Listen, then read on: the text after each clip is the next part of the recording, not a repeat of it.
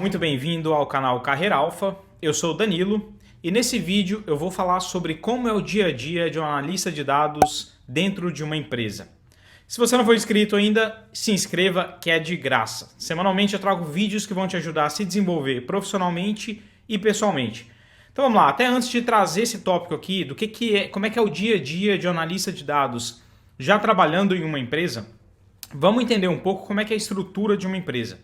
Isso pode variar um pouco, mas eu vou falar de uma forma geral, pela experiência que eu tive. Então, sem enrolação, vamos lá. O que a gente tem no topo aqui é o que a gente chama de C-Level. E dentro desse C-Level temos o CEO, que é a pessoa responsável por toda aquela empresa.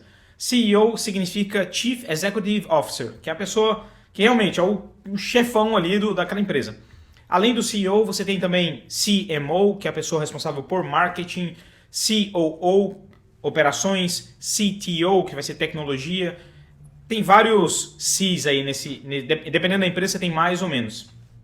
Depende muito de como é estruturada, do quão grande é essa empresa.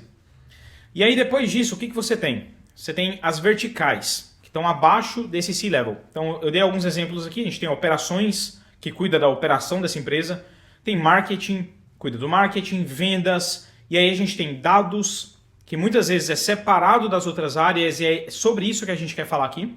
Depois a gente tem tecnologia, quando necessita de tecnologia nessa empresa. Depois pessoas, que vai entrar RH e outras áreas relacionadas com as pessoas dessa empresa. E depois disso, aí que entra o que eu quero te mostrar aqui. Abaixo de cada vertical dessa, você vai ter, claro, alguns gerentes, mas muitos especialistas. Você vai ter especialistas focados em operações, especialistas focados em marketing. Então, principalmente para essas três primeiras, você vai ter especialistas focados nessas áreas. Então, quando a gente pensa num analista de dados, quando ele está dentro dessas áreas, que é o exemplo que eu tenho aqui, esses analistas de dados, eles são especialistas nas verticais que eles estão. Nada impede essa pessoa que está em marketing um dia mudar para vendas. Mas o ponto é que essa pessoa ela tem que trazer um equilíbrio entre saber sobre dados, saber executar todas as ferramentas que eu falo aqui no canal, mas também entender sobre marketing. E aí ela vai ter que aprender sobre vendas. E isso que é o bacana dessa área mais especialista para uma certa vertical. Mas além disso, temos também pessoas que estão trabalhando com dados, que estão abaixo da estrutura de dados. Porque a gente tem uma estrutura, nesse caso dessa empresa aqui, temos uma estrutura, uma vertical de dados. E aí aqui temos os cientistas de dados e os analistas de dados.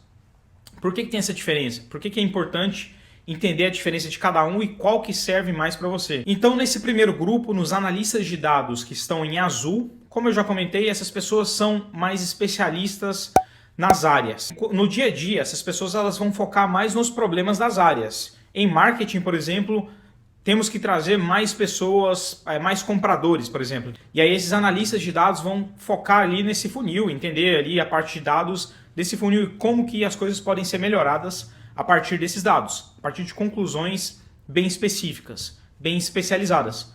Enquanto o segundo grupo, esse que está de roxo, você tem pessoas que estão mais dando suporte para as outras áreas. Essas pessoas elas não estão diretamente no dia a dia mesmo trabalhando em uma área específica, elas estão dando suporte, até a forma de trabalhar é diferente. É disso que eu quero comentar aqui no vídeo. Então essas pessoas geralmente estão em um time mais voltado para o suporte de outras áreas. Eu até coloquei os cientistas de dados aqui, nada impede uma área, operações, ter um cientista de dados, principalmente se a empresa for muito grande.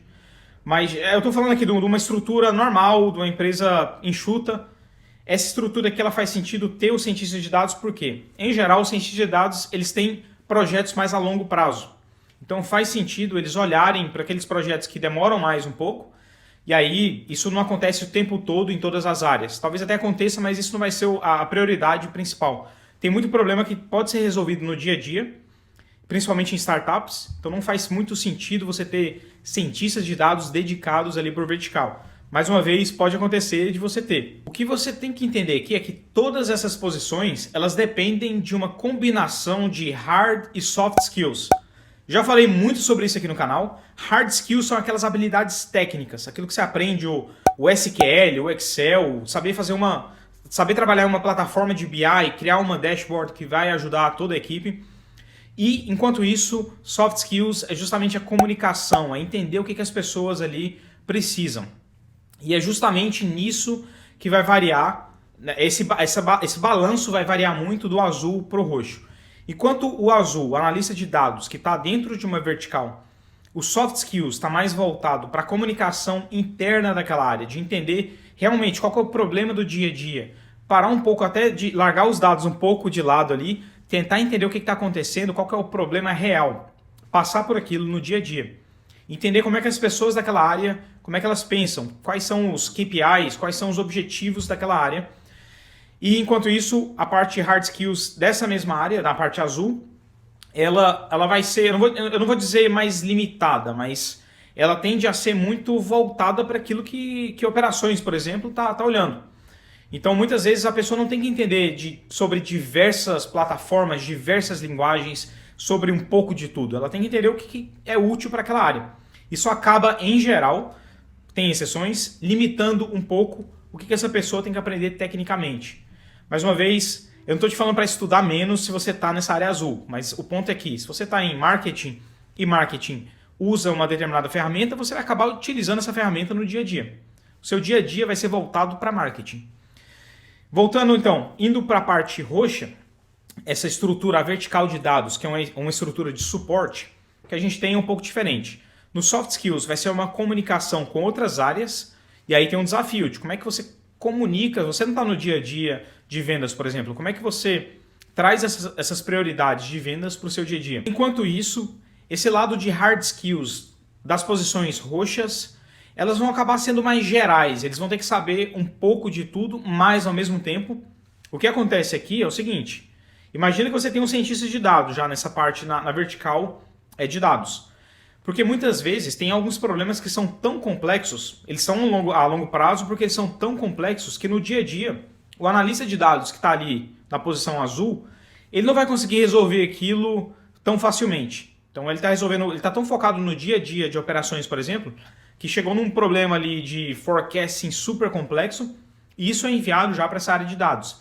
Então, em geral, essa pessoa que está no lado roxo, ela vai estar mais, digamos, ficando mais especializada, ela vai ficar mais especializada nessas ferramentas, de como executar uma coisa super complexa.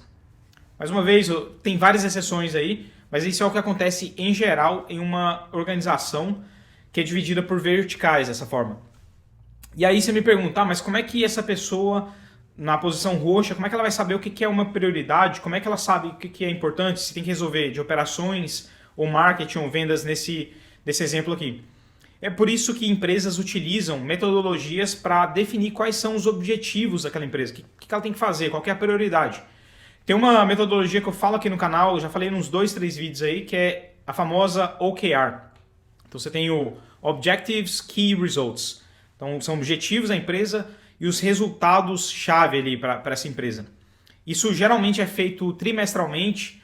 Eu já recomendei até livro aqui, o Google usa essa metodologia, Uber, Facebook, tem várias empresas aí, isso começou nos Estados Unidos e espalhou pelo mundo já.